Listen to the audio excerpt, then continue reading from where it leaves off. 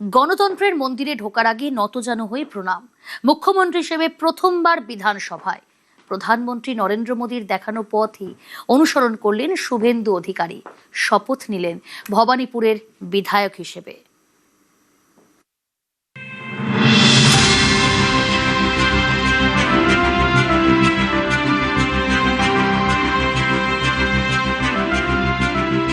গণতন্ত্রের শেষ কথা বলেন গণদেবতা।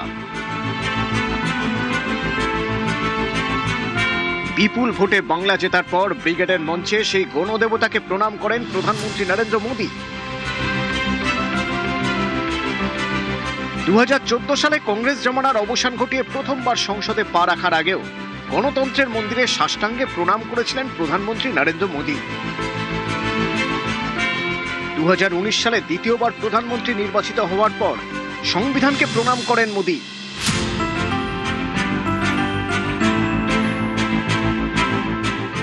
নরেন্দ্র মোদীর দেখানো পথেই শুভেন্দু অধিকারী। পশ্চিমবঙ্গের মুখ্যমন্ত্রী হিসেবে প্রথমবার বিধানসভায় ঢোকার আগে গণতন্ত্রের মন্দিরে প্রণাম করলেন।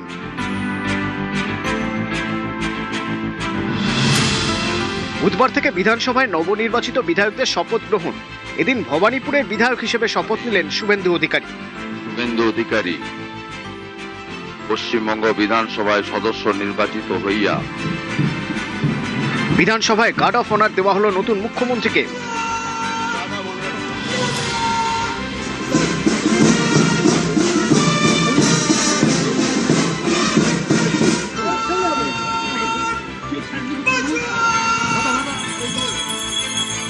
বিধানসভায় নিজের ঘরে পুজোও করেন মুখ্যমন্ত্রী।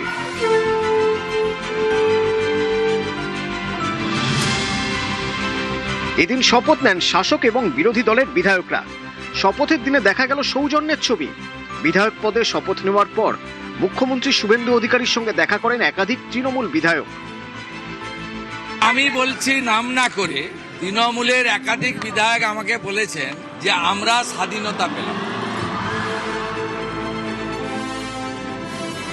শুধু সৌজন্যের ছবি নয়, স্নেহের বসে শুভেন্দুর পিঠ চাপড়ে দিতে দেখা গেল তৃণমূলের বর্ষিয়ান বিধায়ক সমর মুখোপাধ্যায়কে। প্রথম আসি 1982, শিশির অধিকারী আমি একসঙ্গে, আমরা কুলোরা করছিলাম। তার ছেলে আজকে মুখ্যমন্ত্রী, শিশিরের বেটা। হ্যাঁ, শপথ নেওয়ার সময় তিনি উঠে দাঁড়ালো, আশীর্বাদ করলেন। যাই হোক, এটা বাঙালির কালচার। বললাম দীর্ঘজীবী হও, ভালো করে কাজ করো, বাংলা তোমাকে দায়িত্ব দিয়েছে, বাঙালির অনেক প্রত্যাশা। রাজনৈতিক মতাদর্শে ভিন্নতা থাকতে পারে, আমি ব্যক্তিগতভাবে যেটা বলেছে সেটা আপনাদেরকে বলতে যাব কেন। বিধায়কদের শপথ, বিধানসভায় সৌজন্য এবং মিষ্টি। মুর্শিদাবাদ থেকে ছানা বড়া আর মনোহরা নিয়ে এসেছিলেন হুমায়ুন কবির। হাতে মিষ্টি, মুখে শুভেন্দুর প্রশংসা। ব্যক্তিগত শুভেন্দু অধিকারীর সঙ্গে বর্তমান মুখ্যমন্ত্রীর সঙ্গে আমার সুসম্পর্ক রয়েছে। রাজনৈতিক বিরোধিতা থাকবে। কি মিষ্টি খাওয়ালেন? আমি তো নিয়ে এসেছি বিখ্যাত ছানা বড়া মুর্শিদাবাদের, আর মনোহরা। শপথ নিয়ে গানও ধরলেন বিজেপি বিধায়ক অসীম সরকার। দিদি হেরে গিয়েছে, বাংলায় শান্তি এসেছে, দেখো চারিদিকে বাংলা ভরে পদ্মগন্ধ ছুটেছে, হেরে গিয়েছে, বাংলায় শান্তি ফিরেছে।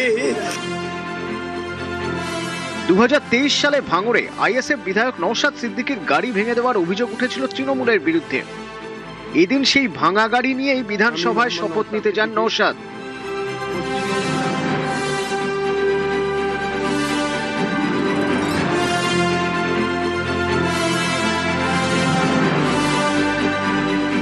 বাকি বিধায়করা শপথ নেবেন বৃহস্পতিবার।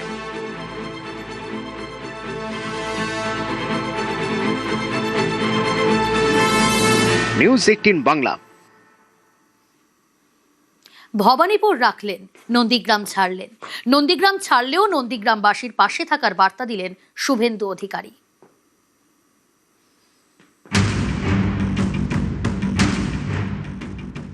আমি দু জায়গার এমএলএ হিসেবে তো শপথ নিতে পারি না। আমি ভবানীপুর থেকে শপথ নিলাম, মানে আমাকে সংবিধান আইন অনুযায়ী নন্দীগ্রামটা ছাড়তে হবে এবং নন্দীগ্রামের মানুষ তাদের আমি আগামী 5 বছর বুঝতে দেব না যে তাদের বিধায়ক শুভেন্দু অধিকারী নয়। শিক্ষা আইন এবার পাবে ঊর্ধ্বগামী সিঁড়ি, বেকারত্ব থাকবে না আর বুঝবে দাদাগিরি। এবারের বিধানসভা নির্বাচনে দুটি আসন থেকে জিতেছেন শুভেন্দু অধিকারী, নন্দীগ্রাম এবং ভবানীপুর। তারপর থেকেই রাজনৈতিক মহলে কৌতূহল ছিল শেষ পর্যন্ত কোন আসনটি রাখবেন তিনি। বুধবার সেই প্রশ্নের উত্তর মিলে গেল। বিধানসভায় ভবানীপুরের বিধায়ক হিসেবে শপথ নিলেন শুভেন্দু অধিকারী। আমি শুভেন্দু অধিকারী পশ্চিমবঙ্গ বিধানসভায় সদস্য নির্বাচিত হইয়া ঈশ্বরের নামে শপথ করিতেছি যে বিধি দ্বারা স্থাপিত ভারতের সংবিধানের প্রতি আমি অকৃত্রিম নিষ্ঠা ও আনুগত্য পোষণ করিব। আমি দু জায়গার এমএলএ হিসেবে তো শপথ নিতে পারি না। আমি ভবানীপুর থেকে শপথ নিলাম মানে আমাকে সংবিধান আইন অনুযায়ী নন্দীগ্রামটা ছাড়তে হবে। নন্দীগ্রাম আসনটি ছেড়ে দিলেও নন্দীগ্রামের পাশেই থাকবেন তিনি। বিধায়ক হিসেবে শপথের পরে বার্তা মুখ্যমন্ত্রীর। আমি নন্দীগ্রামের মানুষকে কথা দিতে পারি, 2009-এর 5ই জানুয়ারি ফিরোজা বিবি জেতানোর পর থেকে আমি এমএলএ ছিলাম না, কিন্তু আমি নন্দীগ্রামের সব দেখাশোনা করেছি। এখানেও একজন প্রতিনিধি থাকবেন বা তাকে নন্দীগ্রামের মানুষ নির্বাচিত করবে। কিন্তু নন্দীগ্রামে বিধায়কের পরিষেবা থেকে শুরু করে আমি নির্বাচন চলাকালীন যে সমস্ত উন্নয়নের প্রতিশ্রুতি দিয়েছিলাম, আমি অন্য এলাকার উন্নয়নের সাথে সাথে নন্দীগ্রামে দেওয়া আমার কথাও আমি কার্যকর করব এবং নন্দীগ্রামের মানুষ তাদের আমি আগামী 5 বছর বুঝতে দেব না যে তাদের বিধায়ক শুভেন্দু অধিকারী নয়। নন্দীগ্রামের পাশে শুভেন্দু অধিকারী, শুভেন্দুর জন্য পুজো নন্দীগ্রামে।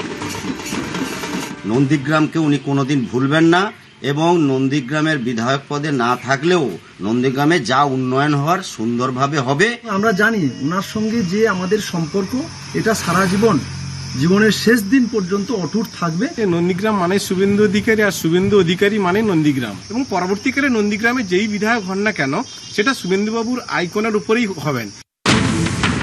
2011 সালে রাজ্যে পালা বদলের অন্যতম কাণ্ডারি নন্দীগ্রাম। এখানকার জমি আন্দোলন ঝড় তুলেছিল, পরিবর্তনের ঝড়। নন্দীগ্রাম আন্দোলনের হাত ধরে রাজ্য রাজনীতিতে শুভেন্দু অধিকারীর উত্থান। তারপর থেকে কখনো নন্দীগ্রামের হাত ছাড়েননি শুভেন্দু। নন্দীগ্রামও পাশে থেকেছে শুভেন্দুর।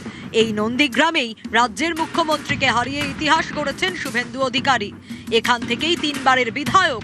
এবার ভোটে জিতেই তাই নন্দীগ্রামে পৌঁছে গিয়েছিলেন শুভেন্দু অধিকারী। আমার পার্টির কেন্দ্রীয় নেতারা যেটা ঠিক করবেন সেটাই হবে, যে কোনো একটা সিট ছাড়তে হবে।